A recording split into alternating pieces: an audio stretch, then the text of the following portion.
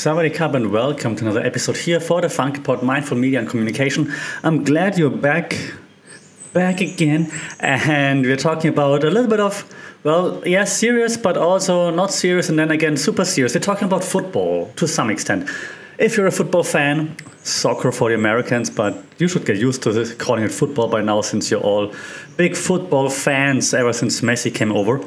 As you know, no, it's not only the CONCACAF, hey Pat McAfee, CONCACAF happening, but of course also the European Championships are just around the corner, and it's not the CONCACAF, right? It's the Copa America. See, you can blame me back Pat McAfee. That's a tongue twister for a non-native speaker. But hey, at least I know it's the Euros are happening 2024 in Germany, my home country. I'm not in Germany, as you know if you listen to the podcast. I'm in Thailand. But of course, I'm very excited for the European Championship. And especially now that we have some really good young players. So it's not going to be a player breakdown, even though I would love to talk about like Florian Wirtz, Jamal Musiala, Pavlovic. I hope he's okay. He got a head injury this past weekend playing for Bayern. So fingers crossed that this young and up-and-coming superstar is going to be with us for the friendlies, but also, of course, for the Euros. Would be cool. But yeah, so we're not breaking down the players. What we do is we're looking into like the recent controversy around the German national team and their recent Euro 2024 jersey/kit drop. So as you know, when major tournaments are around the corner, basically all the teams, they drop their new kits because, hey, you want to sell merchandise, right? So now all the Adidas sponsored, powered clubs or national teams drop new kits. Others too, but I think Adidas probably just announced them at the same time, I assume. So it's like Italy, who else is Adidas? Belgium, I think, Albania, if I'm not mistaken. Spain. They all dropped new kits. They all look like classic. Like Italy is super classic. I think it's just blue and white. I'm assuming home is white, away is blue, or the other. I'm not sure. It's Italy. Who cares? I'm joking. It's just because, Germany and Italy has like this rivalry in football. But then the German kit dropped, and while the home jersey is like very classic, like mostly white, a little bit of black, like stripes in there, and then like the German flag on the shoulders, like very 1990s style, like similar to the 1990 World Cup winning jersey, I want to say actually. But then the away kit dropped. And oh god, German internet, it seems to be the biggest issue in the German internet right now is the German football national team's away kit. Why? Because usually in the old days, 1990s and so on, and then even 2010 around, I think, the away kits have been usually green. Like greenish, dark green. I have one of those jerseys myself, actually, like the green one from 2010, I think. Or was it 2018? Anyways, the other times, 2014 championship shirt, the away kit was like black and red stripes. I got this one too, because, hey, of course, we knew we were going to make it. Then for the last Euro, the away kit was just black, for example. Looked very cool, I think. A bit intimidating. Maybe that's why we don't go for it anymore, because, our history. So the new away kit is neither black, nor red, nor green. It's purple, pink, purple. And German internet is losing it. It's crazy. So that's why I figured it's worth looking into, like the communication, because of course, like you communicate something with dropping a kit like this, wearing jerseys like that, and of course the fan base is communicating as well to some extent. So I wanted to look into this a little bit. So yeah, part number one. Adidas and the DFB, the German Football Association. DFB is the German Football Association, so I will say DFB moving forward, meaning German Football Association, okay? Deutscher Fußballbund, DFB, so German Football Association. Okay, so the DFB and Adidas dropped this kit, and they dropped it in a very fun way, I think, in a very cool way too. Like they have lots of like cool campaign videos, Adidas and the DFB right now, with lots of the well-known national team players in there. Pretty cool. So yeah, lots of humor in there, lots of flair, and clearly also they knew what would happen. Yeah, so they knew their target audience, because they released some follow-up videos that exactly make fun of / address the outrage that's happening right now. So they knew that in advance, which is fantastic. Because their reactions, like I said earlier, I mean, some are admirable. Like they're like, hey, that's brave. Amongst those, me, for example, I think trying something new and being like an established nation such as Germany, like which is like a famous football nation, right? Like a tournament championship team, and then trying something new and stepping out and saying like, hey, we're trying to be like more inclusive, opening up the game for everyone. We don't need to be intimidating all the time with our shirts and stuff. Like, why not try something new? Like, no problem with that. Do I like the black shirts better? Yes. Can I appreciate what they're doing? Also, yes. Right, so you don't have to hate it just because you have a different style. If you hate it just because it's pink, for example, like this is not German, it's like one of the main arguments on the internet right now. And maybe you're insecure. That's my point of view. So some people admire it, some people support it, some people are confused, some people are really heated about it. Okay, and some are saying like, are we just watching football, or are we attending a fashion show where it looks like a girl's jersey or something like this? And this then led to a deeper conversation. And what I actually also like in this case is, like the comment, that's like, this looks like a girl's jersey, wasn't picked up or like anticipated by Adidas. And in the second campaign video, you see a German female national team player saying, replying to like a tweet that reads the girl's jersey, saying, well, I don't see them having eight European championships like the girls, so I don't think so. And also smart play with it. And then it cuts to the male players and they go like, oh, burn. So if you haven't seen it, I'm not going to play it here in the podcast video because I don't want to take away the clicks and so on. So just check it out. Go to Adidas, go to DFB. You will see Adidas Germany, I believe, Adidas Fußball, Adidas Football, or DFB. You will see those campaign videos. They are really, really, really cool. So like I said, the main voices right now are appreciative, clearly the minority, then confused, and haters, clearly the majority right now, at least the vocal, in this case, very, very, very, very, very vocal. So it feels like a majority. And then lots of comments say, this is not German. That's not German. And in the second follow-up campaign video, then the camera pans to Florian Wirtz, one of our young stars right now, staring at the camera saying, it is, which is also very, very, very cool. So again, clearly they knew what's going to happen. I don't think that they just reacted to it. They needed to anticipate some of those things.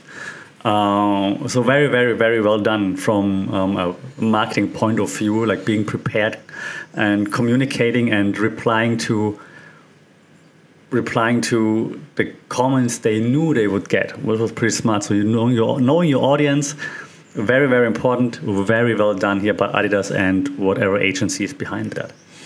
If you look at a few media theories, like what we usually do here, right?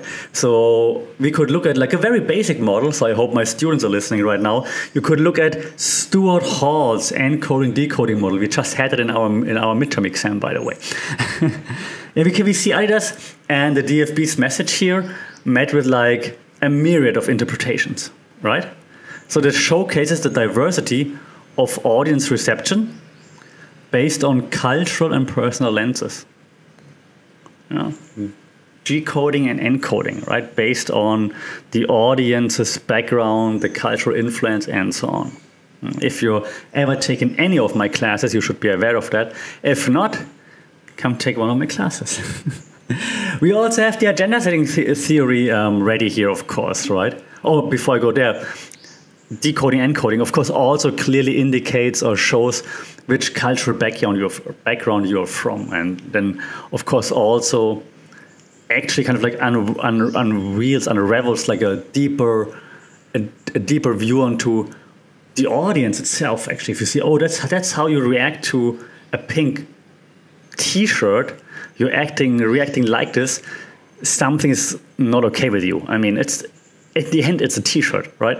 So if you have like this strong reaction to it, there must be something behind it, like cultural, societal, family issues, whatever, right? So there must be something behind it. So I think that's why it's so very interesting to look into like this very basic encoding decoding model. But then I'm getting so excited. But then going further to keep asking, why do you react the way you react? There must be something driving those reactions. But back to the agenda setting theory. I just suggested like Adidas and the DFB here, they have steered the conversation. Again, they don't dictate what to think. They don't tell you, you have to think pink is awesome. But what they do is they challenge norms and maybe invite you to reimagine tradition. Like all these conversations, that's not German. Like, why not? Legends like Rudi Völler, for example, like who was like a very famous player, world champion, and also a very famous manager for Bayer Leverkusen and also national team manager. Everyone loves him. Like he's a legend in the 70s. I'm a guest right now, and he's in the video, in the campaign video, and they're like, "Hey, Rudi, you like it?" And he's like, "Yeah, it's awesome." Like, yeah. So they challenge norms and invite the audience to reimagine what is German actually. What is tradition? Just a very smart thing to do. Again, they're not telling you have to love pink now. They just tell you to think about what does it mean to be German actually. Okay. In the background music, also like a Major Tom playing like a very famous German song, but of course a remix, like also very cool, like TikTok remix, very very cool. So using postmodernism to blur the boundaries also between different media channels, what's real and what's not real. Very very very very cool, like fantastic advertisement. And I'm not even getting paid from Adidas. Adidas, you should hire me. We can also use the framing theory, right? Framing theory, also discussed it several times in the podcast before. This campaign was framed not just as a kit launch, but as like this bold statement, like what I said earlier, trying to reshape perception of what German football represents. Like for the longest time, German football is like hard work, run a lot, tackle everybody, and so on. It didn't stand for versatility, creativity, and so on. But now with also the kids becoming more creative, more expressive, it maybe also tries to change the perception of German football from like away from like this just hard work to like being more creative, more imaginative. So you can frame your message, right, in a way that you would like the conversation to go. And that's what Adidas and the DFB did here quite well. I've got two more that we discussed before, and I think they fit here very well. One is one of my favorites. If you listen to the podcast more frequently, you know that the spiral of silence. This basically just means it's the shut up theory, right? Spiral of silence. Because the spiral of silence means that usually the majority of the voices that are loud, they will drown out the minority of dissenting voices. Okay, meaning I like the kit. I think it's kind of cool, kind of creative. I'm like, oh, if it wouldn't be that expensive, I might even buy it. But because all of my friends are hating on it, I'm just sitting back quietly, silent, and I'm like, yeah, okay, maybe it's not that cool, so I'm not gonna, okay. And so I accept the vocal, loud majority of voices that's out there and don't stand up for my own voice. And I think that's happening a lot here right now because the outrage was so loud that now the people who actually are behind it, they're like, hey, it's not that bad actually, that their voice is getting drowned out. So that's the spiral of silence, okay? And lastly, I have to mention it because we mention it in almost every episode, so you should be familiar by now. Cultivation theory, right? Our old friend, cultivation theory. Cultivation theory is basically like the long game, right?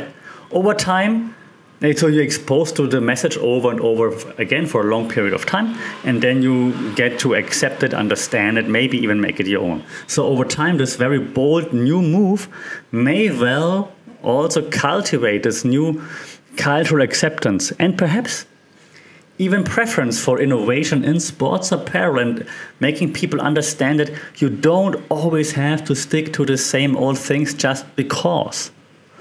Okay, so now being exposed to the new kit more and more. Now there are 2 friendly matches coming up before the European Championship, before the Euros 2024. They will wear the new kits already for the friendlies, so getting the people exposed to it, keep using it, keep showcasing it, keep probably publishing more follow-up campaign videos from Adidas, so that the audience is getting exposed to it more, and then probably, hopefully, accept it and maybe even make it their own. And so that's, I think, very smart move there also from the DFB and Adidas. We also cannot understate how important humor is in those ad campaigns, though. Because in those ad videos, Adidas and the DFB clearly embrace humor, utilize humor with the players and everybody, like some influencers and so on involved in their videos. And they knew it's going to be a controversy, so they navigate this controversy with like a little bit of levity and wit, which is very nice. So that's something I didn't expect, because, well, Germans aren't famous for the humor, so it's the nicer to actually see this. Okay, so the campaign is like joking, it disarmed like critics, it engaged fans with utilizing the famous football players, influencers, jokes, inside jokes, music even. So that's a testament to the humor's ability to bridge divides, making this new kit not just a point of like contention, but more like a conversation starter, I want to say, which is cool. Yeah? And lastly, almost lastly, the whole debate is basically now not just a football debate, it's a societal, cultural debate. It leads to reimagining what does German actually mean. Yeah, this debate transcends more than just the color choice of a football kit. It delves into the heart of like national identity, tradition versus innovation, if you will, and the dynamic nature of cultural symbols in this globalized sport. And today we ask, can pink be the new black and white of German football, for example? Why not? Maybe it's a good thing to have like this new color pattern as something that people can identify with, who just haven't been part of this old school German cultural thing. Yeah, Germany is a melting pot of cultures. If you've ever been to major cities in Germany, you will see there are so many different cultures there. Yeah, 2nd generation, 3rd generation maybe, but maybe they can't identify as much with Franz Beckenbauer, Rudi Völler maybe even, yeah? But they can identify, they do like the new stars in German football, and maybe you're not having to see like this old school colored jersey, but something new, that like, we build on this new thing together. Yeah, we're starting from here right now. This is the new Germany. Colorful, creative, innovative, inclusive. Maybe that's a very good starting point. And maybe, I'm not sure if Adidas really wanted that, but maybe that's just what Germany needs right now to actually continue growing together. Yeah, let me know what you think about the new German kit. Do you think I'm interpreting too much into that right now? Do you agree? Do you disagree? Do you think pink is silly? Do you think, no, pink is my favorite color? According to Steve Tyler. What do you think? And most importantly, who do you think we're beating in the Euro 2024 finals? Let me know in the comments at FunkItPod everywhere on social media. FunkItPod@gmail.com. Like, share, subscribe. If you subscribe, your favorite team will score a goal in the Euros. Leave a review, that really helps a lot. That would be awesome. Until then, take care, stay safe.